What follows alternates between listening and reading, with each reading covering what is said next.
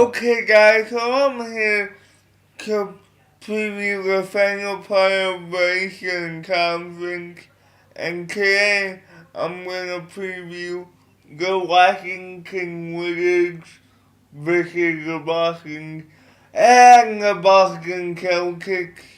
Originally, I had the Boston Celtics as a 7 seed, but with the move that the Washington Wizards did yesterday in acquiring Marcin Gortat, I decided to put the Washington Wizards 7th and the Boston Celtics 8th. Now, the Washington Wizards last year went 29-53. They were tied with Detroit for the 11th spot in the Eastern Conference. Going into during this offseason, they didn't do that much until yesterday when they were able to acquire Marcin Gortat. Now, going into this year, I think John Wall has to be in the paint constantly to open things up for other players. Because right now, at your 4 and 5 spot, you have two big guys who are face-up players and like to play away from the rim on the offensive end. They're more finesse. They don't really have a back-to-the-basket game, so it's up to John Wall to open things up for the other players. Now, John Wall last year averaged 18.5 points per game with 6.7 assists and 1.3 steals. He needs to constantly be in the paint and open things up for his whole team. That's the key for this team to be successful. He needs to go double and triple teams because right now, even though Bradley Beal is the second best player on the team, he's just a shooter. He doesn't attack the basket that much. So it's up to John Wall to attack the basket and open things up. Now if he does that, I believe Bradley Beal can have a bigger year than what he did last year. Bradley Beal last year in 56 games averaged 13.9 points and 3.8 rebounds, and he shot 38.6% from 3.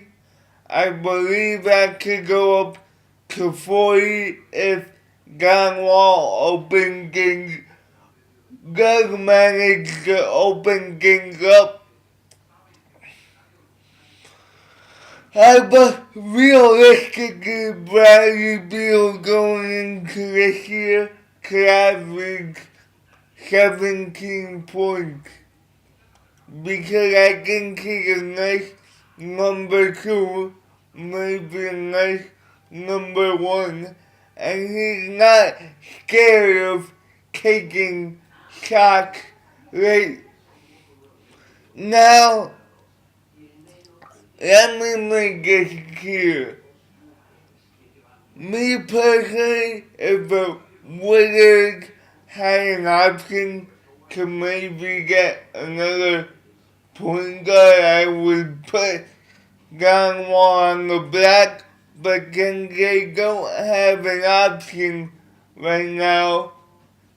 It's up to him to make this offense work. Now, the only question that I have with the Wizards, both on the defensive and offensive end, is who's gonna rebound the ball. Because there are two big men in Martin Gortat and Nene average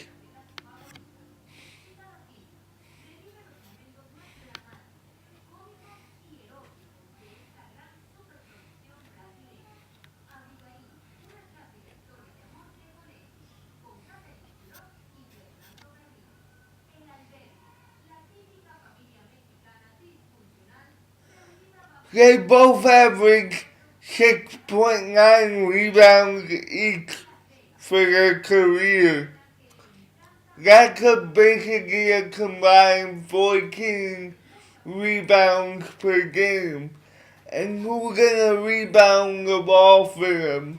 Who's gonna avoid their opponent getting second chance points? So they need to find a way to acquire a big man, either do free agency or do trade who can rebound the basketball. Also, another issue. Who's gonna lock down the paint for them? Because Martin Gortat, while he's a decent blocker, for his career he's averaging 1.2 blocks per game. Besides that, he likes to roam out in the perimeter, and the same thing with Nene.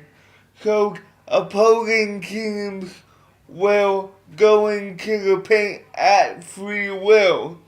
So they need to solve those issues during the season. Like I said, either acquire a big man do free agency or be a trade. Now, what I expect from the Washington Wizards is about 36 to 38 wins, and they'll make the 7th seed and probably be swept by Chicago. Up next is the Boston Celtics, which I already have recorded. Okay guys, so I'm here to talk about NBA today, and today's topic is why the Boston Celtics are going to be a playoff team in 2013-2014. Now you may be thinking I'm crazy, but hear me out.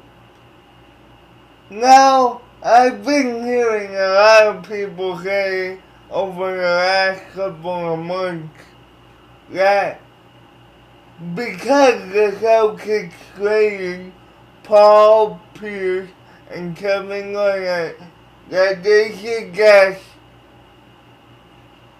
tank the season, tear the whole thing down, have Rajon Rondo sit out the whole year, and try to get the #1 pick. But, in my opinion, they should do completely the opposite. Because, as I see it, the Celtics have a good young nucleus that can lead them to the playoffs this following year. People are saying, where is the scoring gonna come from? who's gonna help Ryan Rondo score the basketball. But what they don't realize is Ryan Rondo is fully capable of scoring 20 plus points per game on certain nights with 11 assists. He just didn't have to do that because he knew KG and Paul Pierce were gonna carry the load.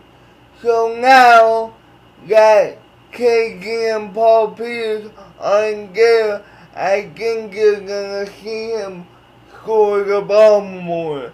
I'm just gonna give you a few games from last year where he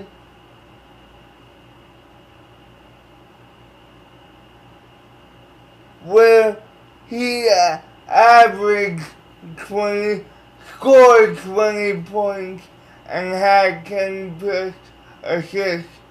The first game that I looked up was against New York at Madison Square Garden. That night he had 23 points, 11 assists, and 10 rebounds. Another game that I see right on here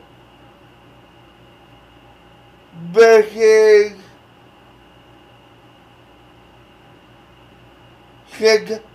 Chicago. He had 20 points, 8 assists on December 18th versus San Antonio. He had 26 points and also 8 assists. The night December 15th. So it's not like he can't carry the load. It's just because he didn't have to. I expect Ryan Rondo to continue to distribute the ball when he comes back in late November, early December. I know the Celtics are gonna struggle until he comes back, but when he does, I expect him to have a monster year. Pair that up with the following player like Marshawn Brooks, who could flat out score the basketball when you give him a chance to. Last year in Brooklyn, he didn't have much of a chance to score the ball since he only played 12.5 minutes per game, and he only averaged 5.4 points per game with 1.4 rebounds. But the year before that, averaging 29.4 minutes per game, he was able to average 12.6 points per game with 3.6 rebounds. And Marshawn Brooks, they got an athletic shooting guard who, like I said, can score the basketball. And if you give him anywhere from 30 to 35 minutes per game, I think he could reasonably average anywhere from 15 to 17 points per game. So I think the Boston Celtics backcourt, as soon as Ryan Rondo gets healthy in late November, early December, is gonna be very dangerous. Finally, you also have Jeff Green, who kind of came into his own last year. Last year, he averaged 12.8 points per game with 3.9 rebounds. But if I remember correctly, he had a 43-point game against the Knicks, I think it was. So if you could get anywhere from 15 to 17 from him also, I think the Boston Celtics can be the 7th seed in the Eastern Conference just like they were last year. And look at the other pieces they have. They have a guy like Bill Wallace, who while he didn't have much success, he's not expected to be a main player for the Boston Celtics. They also have Avery Bradley, who's a defensive stopper on the wings, who could stop anyone playing on the defensive end. I equate him to Tony Allen. They also have Chris Humphries, who could give you some rebounding help. So I think they do have the pieces to possibly squeak into the playoffs, and I think they will. When you look at the Eastern Conference, you're gonna battle.